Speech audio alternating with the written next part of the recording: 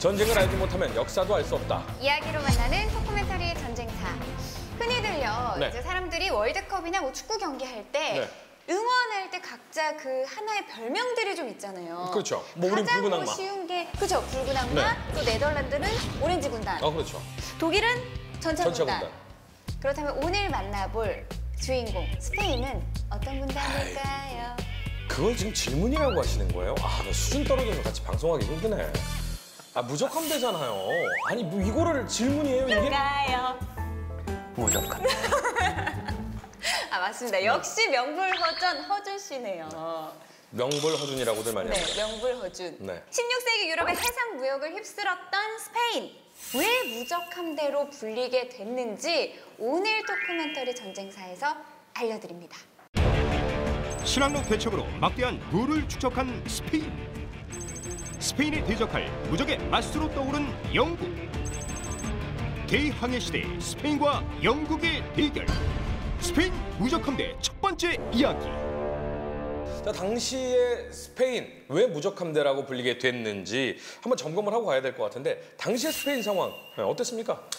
이게 원래 아르마다라고 하잖아요. 이 아르마다라는 것 자체는 그냥 함대라는 얘기예요. 원래 정식 명칭은 그란데 이벨리키스마 아르마다. 야, 있어 보여. 이게 가장 위대하고 신부부터 축복받은 함대라는 뜻이죠.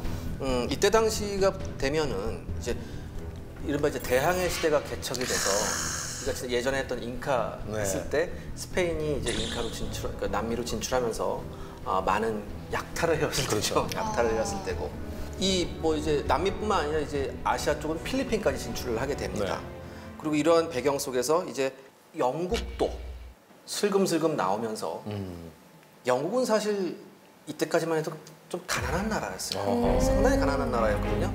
어느 정도로 가난했냐면은 영국 전체 수입이 당시 도시국가였던 밀라노보다 적었어요. 진짜요? 그 정도. 그때 당시에 뭐 양모 팔고 직물 팔고 근데 이제 스페인이나 뭐 이쪽 이제 이 대항해 시대 경로를 많이 이제 이용하던 데들은 이제 육두부 뭐 샤프란 이런 거 무역해가지고 돈 많이 벌었죠. 정말 잘하시네요. 그 게임에 그대로 있어요. 예, 게임에. 아, 저는 그때 사람인 줄 알았어요. 아유, 역시 명불허준. 그래도 영국이 그 바다로 열심히 나간 게 뭐 섬나라고 어쩌저쩌고 한 것도 있지만 중요한 건 이제 가난한 사람들이 아무리가 위험하니까 그 당시는 그만큼 나갈 만한 사정이 절박한 사람들이 많았기 때문이다라는 설도 있습니다. 그 항로를 개척하면서 아 이게 바다에서 강자가 돼야 되겠구나 뭐 이런 마음을 가지면서 함대를 강하게 구축을 하게 된 건가요? 영국 같은 경우에는 다시 한번 가난하다는 얘기를 또 해야 되는데 얼마나 사정이 안 좋았냐면 이때 당시에는 대부분 유럽 국가들의 제식 병기가 이제는 총이에요. 근데 영국은 1595년까지 아직 활이 제식 장비에 있었어요. 영국이. 그 정도로 사정이 안 좋았었어요. 그러니까 여기서 이제 엘리자베스 1세 여왕이 생각을 하는 거예요. 털자.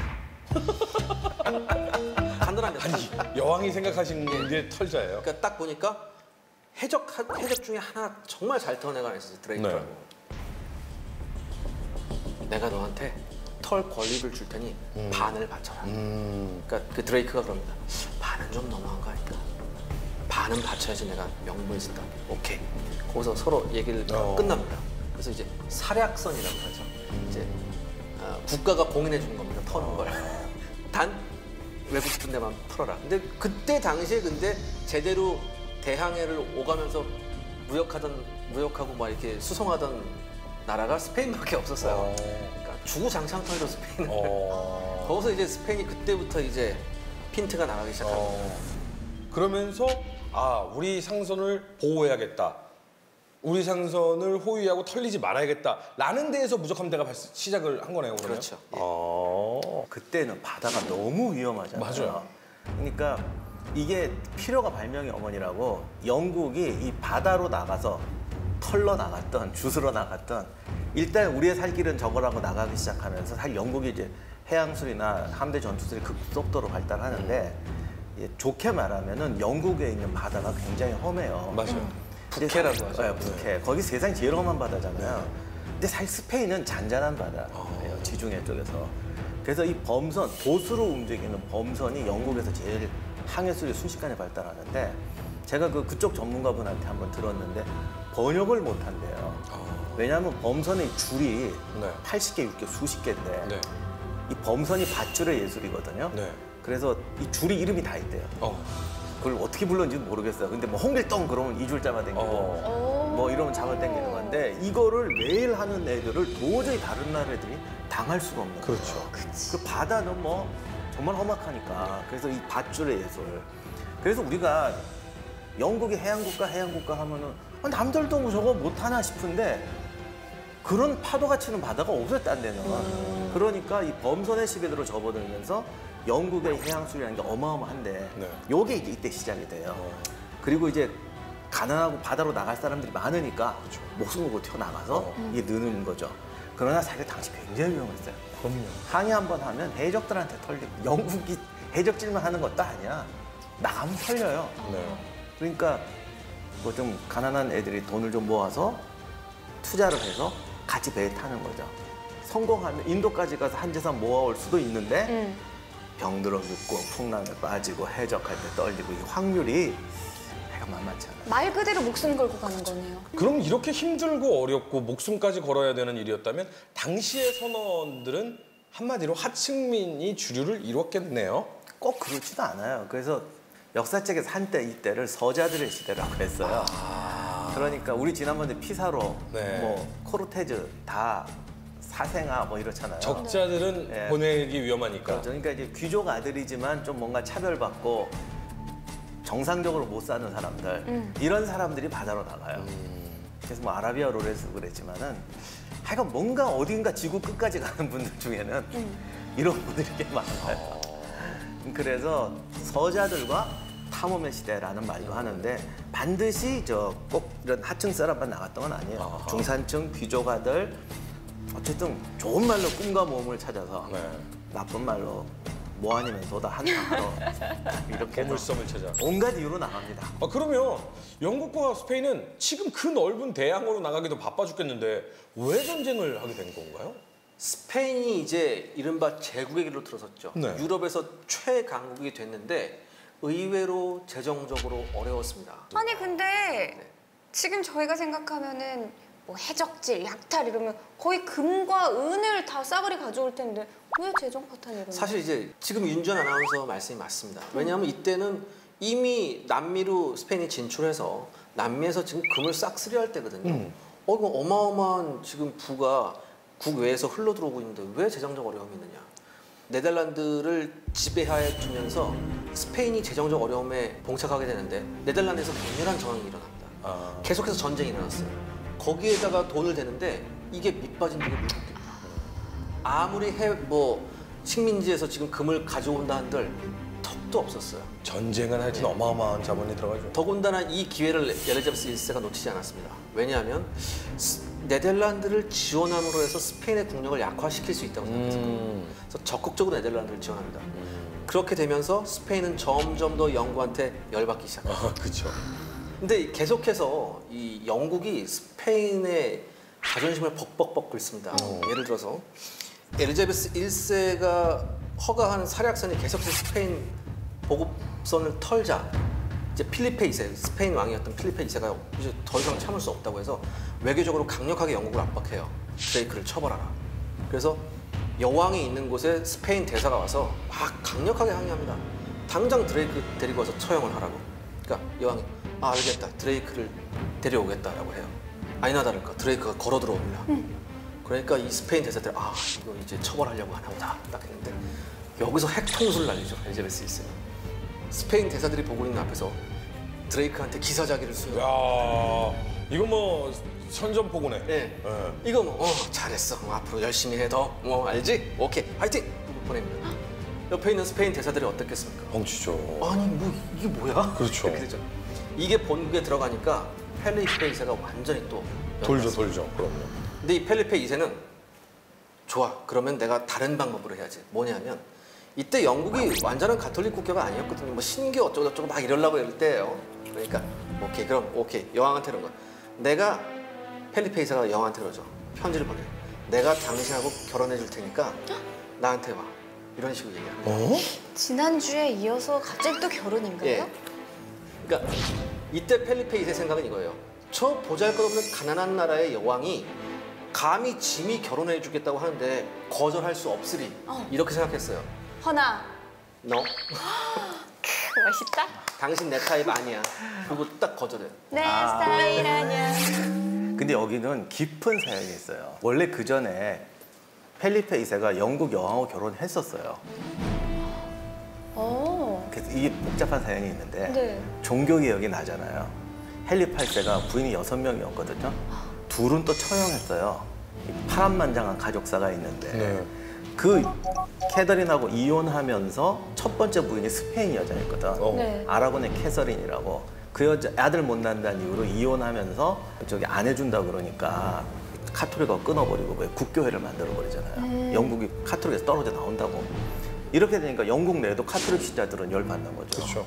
그래서 그 안에서 소위 이제 다 친구교 갈등 때문에 종교 전쟁이 나는데 영국에서도 이 갈등이 나요.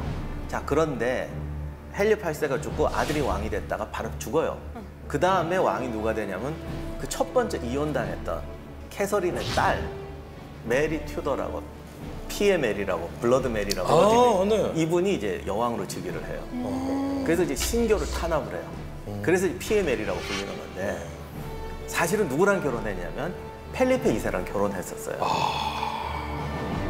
그 카톨릭이잖아요, 자기는. 그러니까 카톨릭 국가의 지원을 받아야겠다 그래서 최강 카톨릭 국가인 스페인하고 결혼을 했는데 펠리페보다 11살 위였어요. 그리고 펠리페도 이때 한번 저기 부인을 상처를 했어요. 그래서 결혼을 했어. 근데 초상화를, 사진이 없어서 초상화를 보냈거든. 초상화는 이쁘게 그려놨대. 또 뭐 영국 여왕이라니까 갔지. 했더니 11살이나 많은데다가 별로 이렇게 호감 가는. 이게 호감 가는 스타일은 아니, 좀 침울하고. 혹시 나이가 좀 있었구나. 더군다나 별명도 또 블러디 메리죠. 나이는 30대 중반 정도. 그러니까 마침 요새 소개팅 할 때 이제 사진 깨똑 사진을 그렇죠, 보고 그렇죠. 기대를 하고 갔는데 고정이 많이 돼 있었다고. 그녀는 없었고. 근데 메리는 좋아했대요. 펠리페가 잘생겼거든. 미남이었지. 아이고 10살, 11살 연하면 뭐. 예. 아무튼 그래가지고 펠리페가 그 스페인으로 금방 가요. 네. 메리는 계속 좀 오라고. 근데 갔다가 또 얼마 후에 스페인 국왕, 아버지가 돌아가셔갖고 스페인 국왕으로 즉위를 하고 메리는 죽어요. 얼마 못 살고. 아. 그 상황이었죠. 그래서 메리가 죽고 나서 또 이제 남은 혈육이 없으니까 엘리자베스가 또 여왕으로 즉위를 해요. 결혼을 안 했잖아요. 그러니까 펠리페 2세가 나랑 결혼하자 이렇게 된 거예요. 감히 거절하지 못하겠지라는 생각이 들죠. 감히. 대스페인 제국이니까. 근데 거절을 하면서 스페인이 안 그래도 독이 올라 있는데 이것까지 거절해? 그러면 이제 여러 가지 상황상 전쟁이 시작될 수밖에 없는. 거절도 그냥 거절이 아니라 핵 거절을 했고요. 그래요? 그 과정에서 아주 대단히 모욕적으로 거절을 해요. 그러니까 오호. 이렇게 사신이 왔는데 정말 홀대하고 그래서 네 주제를 알려면 이런 식으로 해서 그냥 내보내는 거예요. 본국에 와서 그대로 얘기를 하니까 그 나름 저기 뭐야 유럽의 미남이고 세계 최대 제국을 가지고 있는 정말 1인자인데 이거 어디 뭐 천구석 이 만학내가 나를 거절했다 이거예요. 그때 당시에 영국은 상당히 다른 국가들에 비해서는 낙후돼 있다라고 인상이 많이 심어져 있으니까. 흥미진진하네요. 그럼 이제 여기서 바로 스페인과 영국의 첫 전투가. 공격이, 전투가 아니요. 시작되나요? 사실은 결혼 문제가 또 하나 있어요. 또 있어요? 여기서 펠리페 2세 입장에선 이런 거지. 그러면 여자가 너뿐인 줄 아냐. 와. 이게 또 남자의 소심한 모습 맞지. 있잖아. 그래서 다른 여인이 또 한 분 계십니다. 누구예요? 어떻게 보면 세상에서 가장 화려한 삶을, 아니 이력을 가진 여성이에요.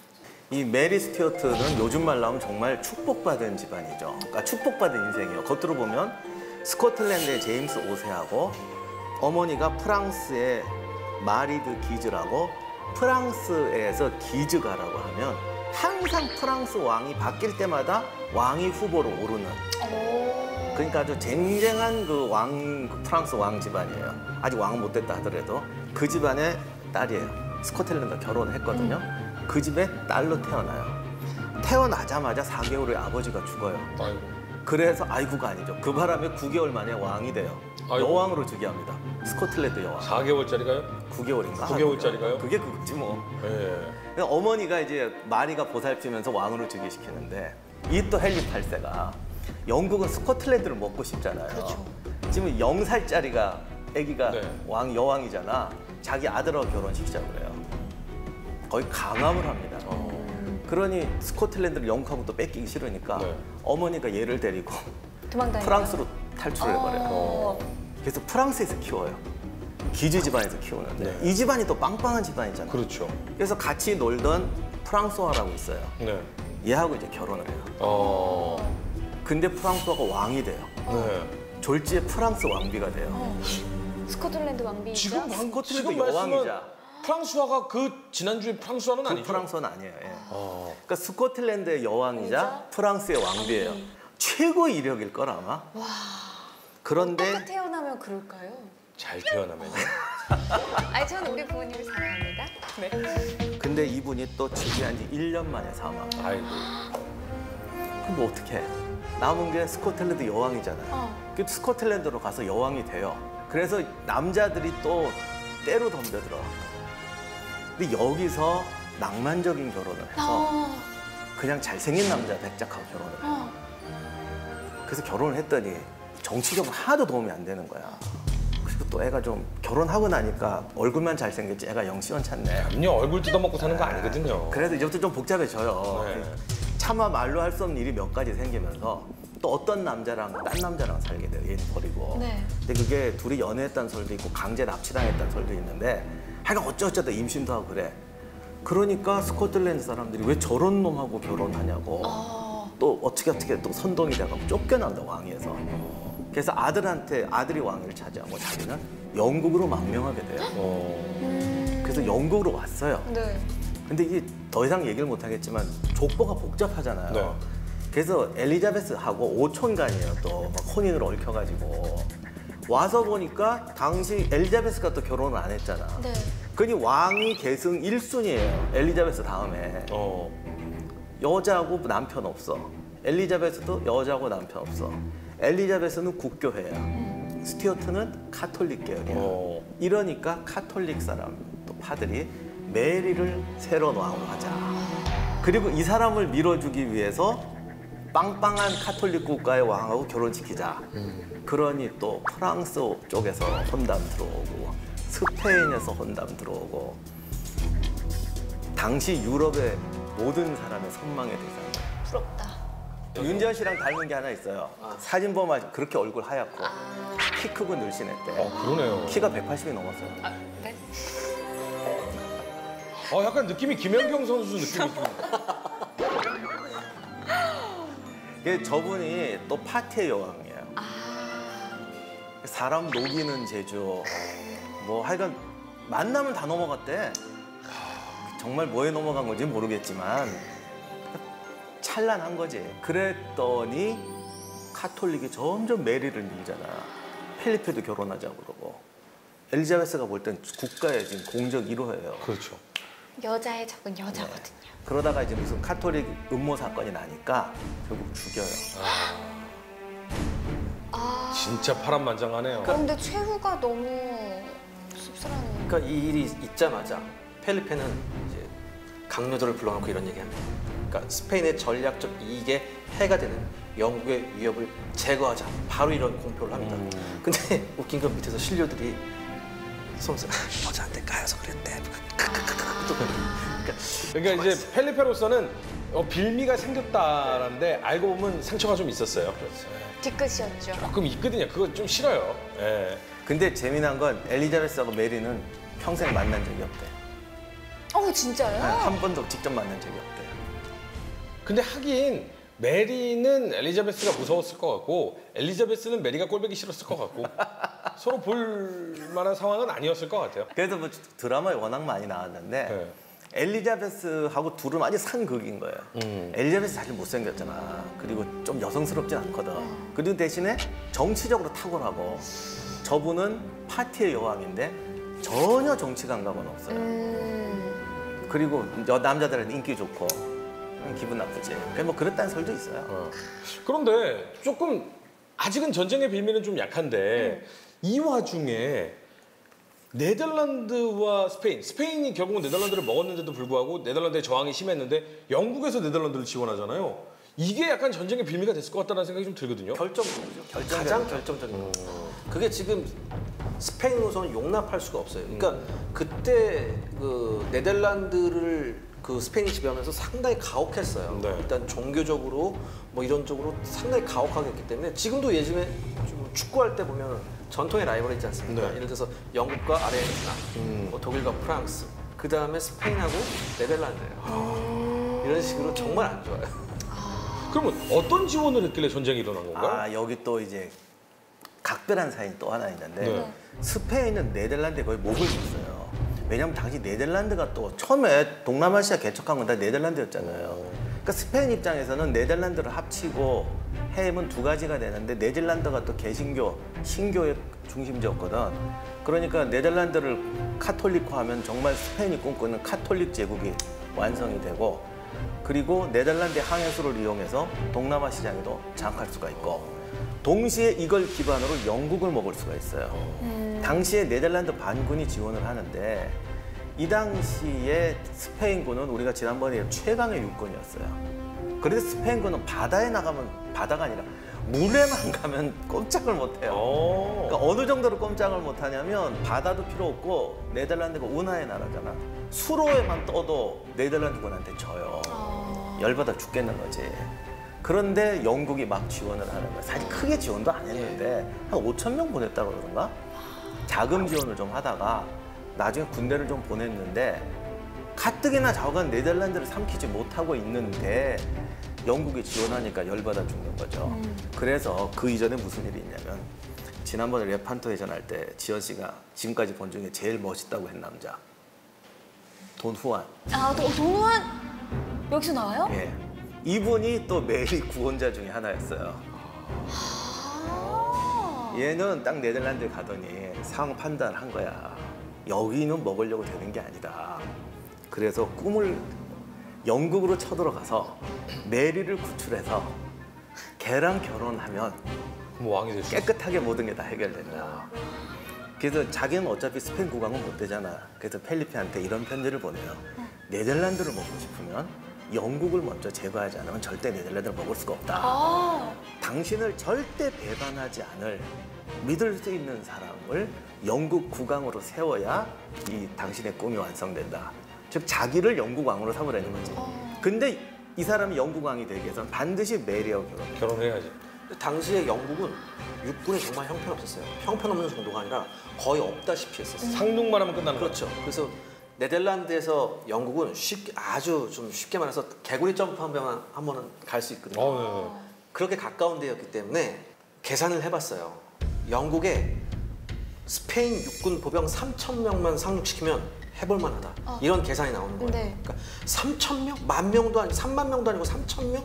이거 그럼 해볼만하네? 이런 거예요. 그럼 가야죠. 그렇죠. 무적 함대가 나와야 할 그렇죠. 시점 아닌가요? 자기 연인이 지금 성에 유폐되어 있거든. 그래서 동화 같잖아. 아, 벌써 연인이 된 거예요? 되게 메리 좋아했다던데 뭐 그러려고 좋아했는지 모르겠지만 메리가 오케이 한 건 아니잖아요. 아니 근데 메리가 메리는 왕이 서열 1순위니까. 메리는 사실 열남자 마다하지 않으니까. 어쨌든 그 동화 같잖아. 성에 유폐되어 있는 공주를 구해주고 마법에서 결혼해서 왕이 되는 멋있는 기사. 이름도 돈후안이잖아. 그럴듯한데요. 근데 그 아름다운 꿈을 꾸던 돈후안이 일찍 죽어요. 지난번에 얘기했지만. 뭐 이게 시작만 하려고 하면 다 죽어요. 아니 그렇게 거창하게 준비하고 시작은 못하네. 그때 돈후안이 살았으면 이거 훨씬 재밌었지. 근데 안타깝게도 죽고 자기 조카였던 파르마 공작. 파르마 공작이 돈후안의 조카인데 나이는 2살 많아요. 에? 어릴 때부터 친구인데 돈후안이 죽고 파르마 공작이 네덜란드를 다스리면서 그 계획은 변함이 없는 거죠. 영국을 점령해야 네덜란드도 정복할 수 있다. 쉽지가 않잖아요. 근데 아까도 봤지만 운하에서도 깨지는 애들이 네. 아니 상륙만 하면 성공할 수 있으니까 바다에서는 안 붙고 일단 영국에 상륙하면 되잖아요. 네, 문제는 드레이크였어요. 드레이크가 그 해적선을 가지고 계속해서 스페인을 괴롭히는 거예요. 더군다나 결정적인 사건이 이제 1987년에 일어나는데 스페인의 대규모 보급기지 카디즈항이 있었는데 여기를 드레이크가 급습을 해요. 급습을 하면서 어느 정도였냐면 36시간 공격으로 37척의 스페인 함선을 격침시킵니다. 그러면서 거기에 있던 모든 보급물자를 전부 다 약탈해요. 그 다음에 여기서 무슨 일이 있었냐면 그동안 스페인군, 여기가 스페인군 보급창이라고 했거든요. 스페인군이 만들어놨던 배럴용 널판지가 있습니다. 이 배럴용 널판지는 뭐냐면 물통, 우리가 물통 배럴이라고 하죠, 물통. 그러니까 해군이 갈 때 물 담아놓는 통이에요. 네. 이 물 담아놓는 통은 기름칠을 해서 1년간 햇빛에 말려야 돼요. 그래야지 물을 완벽하게 막고 세균이 번식을 안 하게 할 수 있거든요. 네. 이 쌓아놨던 배럴용 널판지를 전부 다 격파합니다. 전부 다 파괴하고 돌아와요. 근데 이게 나중에 나비 효과가 돼요. 못 가잖아요. 못 가는 게 아니라 나중에 스페인이 전투 이외의 손실에서 아주 큰 손실이 나는 결과를 초래하죠. 그건 제가 나중에 말씀드릴게요. 그래서 방금 말씀하신 대로 운하에서도 깨지니 꿈을 못 꾸는 거죠. 그랬더니 스페인에 유명한 해군 제독이 없는 게 아니에요. 레판토의 영웅이었던 또 한 명, 산타크루즈 기자. 네. 이분이 그러면 우리의 국력을 통틀어서 막강 함대를 만들어서 가자. 상륙만 시키면 우리 거다. 네. 그래서 어마어마한 제안을 합니다. 50척의 갤리온, 100척의 무장상선, 40척의 수송선, 뭐 기타 등등 해서 하여간 수백 척의 함대와 선원 2만 5천 명, 지상군 6만 명을 태워서 영국에 상륙하자. 갑니까? 내가 이 배만 만들어주면 무찌르겠다. 그래서 스페인의 국력을 기울여서 함대 건조 사업이 시작이 돼요. 근데 이때 당시에 그 함대 건조도 함대 건조지만 우리가 지난 시간에 아예 전략 전술 자체가 무기 자체가 완벽하게 지금 바뀌어가는 시기잖아요. 화약도 어마어마하게 발전을 했다라고 하던데요. 그러니까 소위 말하는 이제 화약의 시대, 화포의 시대죠. 네. 근데 여기 한마디 더 하면 화약의 시대는 곧 자본의 시대로 바뀝니다. 이게 옛날에 우리 기사 갑옷이 뭐 비싸다. 네. 보병들이 총과 대포를 들잖아요. 이게 사실 엄청난 거예요. 근데 화약 값이 이게 장난 아니게 비싸요. 베네치아 통계가 하나 있는데 1588년에 베네치아가 400문의 대포를 매 대포당 300벌씩 발사할 수 있는 화약을 가지고 있었는데 이 비용이 60만 두카시였대요. 그런데 베네치아 1년 재정 수입이 110만 두카시예요. 그러니 전투 한 번, 큰 전투 한 번 해가지고 대포 쏠 돈에 1년 재정 수입이 다 들어간다는 거야. 근데 베네치아의 재정 수입은 당시 전 이태리의 최고의 수입이었어요. 그 정도라는 거죠. 그러니까 아직까지 이때까지 뭐냐면 장약이 개발 안 돼서 그래요. 제가 예전에 한번 말씀드렸죠. 가장 효과적으로 포탄을 날리기 위해선 화약이 덩어리 형태가 돼야 되는데 아직 이때까지 가루 형태예요. 그러니까 돈이 많이 드는 거예요. 많이 쏟아 부어놔야 되니까. 그거를 그래서 고효율 화약으로 바꿀 수는 있는데 저효율 화약을 고효율 화약으로 바꾸는 돈이 또 만만치 않게 들어가요. 그게 배보다 100배도 더 컸어요. 그래서 쉽게 얘기하면 그냥 큰 전쟁 한 번 하려면 베네치아 1년 재정 수입의 2배가 들어가요. 어떤 나라가 이 전쟁을 제대로 하겠냐고. 근데 반면 영국은 여기서 영국도 똑같은 고민이 있을 거 아닙니까? 근데 영국은 화약 개량을 합니다. 자기 스스로 계속해서 화약을 개량하고 좀 더 멀리 나가는, 좀 더 효율 좋은, 좀 더 싼 이런 쪽으로 계속해서 영국은 해요.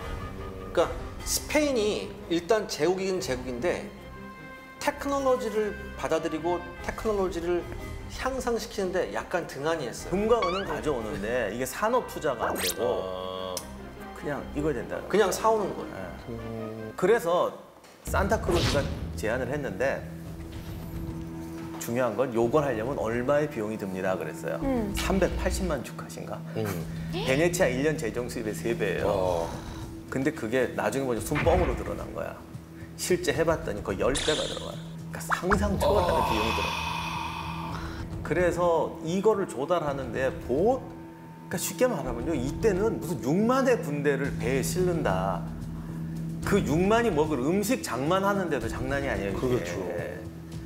그래서 뭐 준비하는데 말로 형용할 수 없는 고통이 생겨요. 그래서 준비를 하는데 6만 명을 실어간다는 게 네. 말이 쉽지 이게 되질 않는 거죠. 그렇죠. 그래서 작전 변경을 좀 해요. 그러지 말고 네덜란드에 있는 파르마의 지상군을 실어서 날라주자. 거리가 짧으니까. 그렇죠. 여기서 6만 명을 끌고 그때까지 어떻게 가? 네. 그러니까 차라리 여기서 일부 가서 네덜란드에 있는 군대랑 만나서 건너가자. 그 건너가자고 만나기로 했던 곳이 요즘 한참 영화로도 주가를 올리고 있는 덩케르크예요. 항상 거기가 거기예요. 거기서 만나서 태워서 철수가 아니라 도하를 하자. 이런 작전 하에 엄청난 계획이 이제 준비되기 시작하죠. 아니 근데 사실 이 가는 것 자체도 이렇게 어려운데 너무 오래 걸렸어요. 그잖아요. 가는 것 자체도 어려운데 전쟁이 일어나긴 하나 저는 이런 생각이 들거든요. 토크멘터리 전쟁사 역사상 처음으로 전쟁 없이 끝나는 거 아닙니까? 전쟁은 일어나고요. 나름 이때에 한 획을 긋는 아주 장대한 해전이 일어나긴 합니다. 아 그러긴 해요. 좋아요. 그러면 스페인이 이제 결국 궁여지책을 좀 이제 하나를 해서 도하 작전을 이제 이 계획을 했어요. 근데 또 한 번 여기서 스페인한테 조금 안 좋은 일이 생기죠. 네. 거봐 또 안 하잖아. 시작하기 전에 지금 너무 많은 이야기를 이미 다 들었어요. 그러니까 이름 바꿔 이제 토크멘터리 전쟁사 아니야. 그냥 아까 토크멘터리. 산타크루스 후작이 또 사망을 하고요. 아 그 계획을 세웠던. 예. 그다음에 레판토 해전의 영웅이었죠. 테르세일도 여기서 사망을 하게 됩니다. 그럼 진짜 이거 가다 그냥 멈춰야 근데 되는 물 거 아니에요? 건너갔네. 아 근데 펠리페 2세는 가다 멈출 사람은 아니었죠. 왜냐하면 펠리페 2세는 절대 용서할 수 없는 게 영국이었고 그다음에 사실상 네덜란드까지 가서 파르마공을 태워서 영국으로 상륙한다. 어떻게 보면 이게 훨씬 합리적인 작전이었을 수도 네. 있어요. 왜냐하면 그대로 밀고 가기에는 힘들었으니까. 그렇게 해서 이제 드디어 아르마다가 출정을 합니다. 아르마다가 출정을 하는데 그야말로 탈탈 털어서 갑니다. 있는 거 다 털어서 거의 다 털어서 가요. 아니 근데 얘기를 듣다 보니까 그 장대한 계획을 세우고 진행을 해오던 사람이면 앞으로의 미래에 대한 계획이라는 것도 굉장히 장대하게 세웠을 거 아니에요. 그러면 굉장히 오랫동안 준비하고 오랜 기간 걸릴 거라는 걸 알고 있었을 텐데 급작스럽게 사망을 한 게 좀 이해가 왜 안 가요. 죽어요? 옛날에는 뭐 의학의 발달을 모르는데 일설에는 과로. 이 많은 사실 우리 전에 노르망디 상륙 작전했지만 이 시대의 문화 수준에서는 노르망디 상륙 작전보다 더 엄청난 거예요. 예를 들어 함대가 가다가 뭐 물을 급유하자. 이 몇백 척의 함대가요. 물을 급유하려면 항구에서 하루 이틀에 되는 게 아니에요. 일주일 걸립니다. 이 정도 함대의 규모면, 그러니까 예를 들어서 함대의 규모가 40척이 넘어가면 일주일 걸려요. 그러면 물을 급유하는 동안 다 마시거나 식량이 떨어져요. 그러면 또 식량을 밑빠진 하다 독에 물 보면 붓긴 거잖아요. 그래서 제가 게임을 하다 보면 그래서 배에 뭐를 싣기 시작하잖아요. 그러면 여기 안에 있는 선원들이 다 나가요. 다 무트로 가서 놀아요. 안에서 먹으면 다 날아가니까. 아 맞아요. 그래서 일단 기항을 하면 선장이 돈을 주잖아요. 다 나가 다 나가. 이때 배는 목선 아까 얘기하셨잖아요. 전에도 얘기했잖아요. 목선은요 오래 항해하면 병나요. 뭐 태평양도 간다. 그건 정말 특별한 애들이 가는 거고 이렇게 육군 보병 애들 태워서 가면 얘들 다 멀미하고 난리 날 거 아니에요. 그럼 가다가 좀 뭐 열흘 20일 정도 하고 내려 또 쉬어야 돼요. 내려서 쉬는데 하루 이틀 쉬는 게 한두 달 쉬어야 돼요. 체력 회복하고. 그러니까 여기서 저까지 그냥 한 번에 가는 게 아니에요. 더군다나 중간에 가서 적당히 쉴 만한 항구가 많이 있느냐 그것도 없지. 생각해봐야 돼요. 왜냐면 그 라인이 전부 다 스페인 땅이 아니니까. 그렇죠. 이게 문제예요. 그러니까 어떤 스페인이 거기까지 원정을 가기엔 적절한 항구가 별로 없었어요.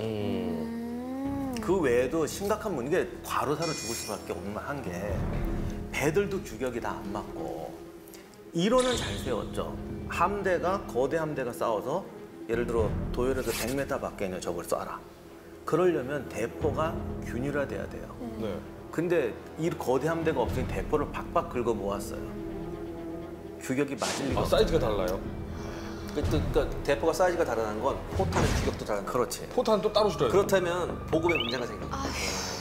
아니 그러면 그렇게 하다가 과로사를 일단 했단 말이죠. 그렇죠. 과로사를 했으면 전략기획관이 사망을 했은 후임. 그리고 펠리페는 무조건 밀어붙인다고 하고 그러면 전쟁 준비를 하긴 할 거 아니에요. 그래서 이제 산타크루즈 후계자로 메디나 시도니아라는 사람을 임명을 해요. 이게 이제 무적 함대 나올 때마다 하는 얘기인데 역대 불가사의라고 해요. 메디나 시도니아는 전투를 해본 적이 없어요. 네? 평생. 그리고 당시 귀족 그 정도가 아니에요. 당시 귀족들은 웬만하면 군대 가잖아요. 이분은 군대 미필자예요. 평생 군대 가본 적도 없는 사람이에요. 그거를 육군도 아니고 고도의 전문성을 요구하는 해군 총사령관으로 임명을 했어요. 저 촉 왔어요. 시도니아가 이 어려운 걸 해냅니다. 에이 말아먹지 어떻게 해내요? 도큐멘터리 전쟁사는 항상 꼭 수적으로 열세하거나 아니면 뭐 하나 경험 없던 사람이 갑자기 에이 그래도 그렇지. 어떤 게 정답이죠? 둘 다 맞아요. 어떻게 둘 다 맞을 수가 있어요? 다른 이 얘기인데? 역사상 미스터리라고 그러는데 네. 시도니아는 행정 전문가예요. 요즘 말로 하면 조직가, 경영가, 탁월한 조직가였어요. 왜 저런 사람을 했냐 그러는데 산타크루즈가 뛰어난 전술 뭐 이런 거지만 이거 물 나르다가 죽잖아요. 이게 보통 복잡한 게 아니거든. 시도니아가 되던 이 사람은 정말 탁월한 행정가여서 인원 다 배치하고 그 엄청난 그 이런 보급 행정 심지어는 정말 배에서 필요한 물건 비스켓 뭐까지 다 정리해서 책자로 만든 이 어마어마한 이 함대 준비를 해냅니다. 이분이 책자를 찍어냈는데 쉽게 말하면 배에서 쓰는 모든 물품의 용량과 비스켓 몇 조각까지 다 쫙. 말이 쉽지. 근데 이 사람이 없으면 함대가 출항을 못하니까. 그러니까 전쟁의 대가는 아니지만 전쟁 준비의 대가네. 그렇죠. 그게 이제 함정이에요. 그래서 해내요. 네. 바다에 떴어요. 그다음부터가 문제인 거야. 설마 또 전투 지휘를 해야 경험이 되잖아. 없었어. 근데 여기서 또 필리페 2세가 또 사고를 칩니다. 시도니아가 만들었던 그 매뉴얼 있잖아요. 그걸 딱 보니까 이 필리페 2세는 이렇게 생각한 거야. 아 이건 쓸데없어? 아니 시도니아 혼자 만든 게 아니라 나하고 상의해서 만든 거야. 이렇게 딱 얘기를 하면서 이거를 정식으로 출간을 해버려요. 그러니까 스페인에 있던 영국군 첩자들이 이걸 다 다 얻었어. 봤네요. 얘네 작전하고 물자가 다 이런 거야? 모든 배와 모든 배에 실려 있는 선원 하다못해 비스켓 쪼가리 수까지 상세한 매뉴얼이 영국군한테 들어가요. 아니 저 중세스럽다는 말은 이제 근세로 넘어오면서 없어진 거 아니었습니까? 근세스럽잖아. 근세스럽네요 이건 또. 근데 필리페 2세 귀엽네요. 근데 여기서 진짜 문제가 펠리페 2세의 치명적인 단점이 너무 신중하다는 거예요. 이분은 그 넓은 제국, 그러니까 당시 펠리페 2세의 제국은 남아메리카까지 되잖아요. 전 세계에서 이렇게 넓고 상이한 나라를 통치해본 사람이 없어요. 그렇죠. 당신한테 하루에 오는 서류가 몇 장이겠어? 별명이 서류왕이었죠. 네, 별명이. 근데 자기 혼자 독방에 빠져서 그 서류를 처리해요. 하루에 서명을 700번 정도 했었대. 서명을 그 서류 처리하면서. 근데 분업을 안 시켰구나. 그러니까 이 필리페 2세가 이런 거 있죠. 왜? 내가 내 손을 거치지 않으면 안 돼. 이게 있었어. 제국을 경영할 때. 근데 그걸 혼자 다 처리해야 되니. 이게 얼마나 친아들은 무조건 기다리고. 그래서 사람들이 평이 너무 신중하고 결정을 미룬다라는 설이 많았는데 이 원래 좀 뭐 안 하던 사람이 한번 결심하면 무섭잖아요. 이 엄청난 대작전을 결정을 딱 내리더니 그 다음은 또 후퇴는 없다. 이 평소답지 않게 막 밀어붙이네. 밀어붙여. 그렇죠. 이제 자존심에 상처도 입었는데 이제 밀어붙이는 거고 세계 최강의 제국이었으니까. 그러니까 펠리페 2세의 머릿속엔 패배는 없는 거예요. 그리고 저 떨거지 그 변방에 조그만 총구석 나라 저거 하나 내가 못하겠냐. 뭐 이렇게 간 거죠. 근데 사람이 안 하던 듯 하면 훅 간다고 이제 좀 무서워지기 시작하는데. 슬픈 예감은 틀린 적이 그래서 없죠. 사실 메디나 씨 닫아 보니까 이 미치겠네. 이거 안 되다. 그리고 아까 기자님 말씀했던 물통을 급조를 하니까 덜 말라가지고 물이 썩기 시작해요. 그냥 가다 보니 이게 물이 썩으면 바로 병 나거든. 그쵸. 얼마 가지도 못한 게 스페인 국경까지 오니까 음식 상해, 물 썩어. 도저히 안 된다고 판고에 내려놓고 1년 연기하자고 그래요. 왜냐면 물통을 지금처럼 교체할 수가 없어요. 만드는 데만 1년이니까 너무 가. 이거 평소답지 않게 그냥. 어떻게 가려는 거예요? 그래서 이제 그럭저럭 조금 시간을 갖고 이제 약간 정비한 다음에 할 수 없이 출발하게 됩니다. 이래서 이제 드디어 세계의 결전이 시작되는 거죠. 아니 근데 지금 여지껏 우리 스페인 얘기만 했어요. 다음 이야기. 스페인 무적 함대에 대항하는 영국의 자존심 비밀병기 등장. 드디어 역사상 최대 해전의 막이 오른다. 스페인과 영국의 대결. 드디어 처음 바다에서 만났거든요. 네. 영웅배들이 갑자기 나오기 시작하네. 나오는데 보니까 배 움직이는 걸 보니 자기들 배하고 상대가 안 돼요. 엘리자베스가 가지고 있던 갤리오는 전 세계에서 가장 뛰어나고 가장 크고 가장 기동성 좋은 갤리온들이었어요. 스페인군이 공포에 들려요. 그러나 스페인도 만반의 준비를 해왔잖아요. 영화 같은 일이 하나 벌어지는데 전 세계 누구도 이런 대응을 본 적이 없고 이런 상황에서 싸워본 적도 없고 어떻게 싸워야 되지 아는 사람도 아무도 없다. 그러자 적벽대전처럼 불붙는 화공선을 돌격시켜서 폭파시키자. 아, 배에 불을 붙여서 돌격을 시키잖아.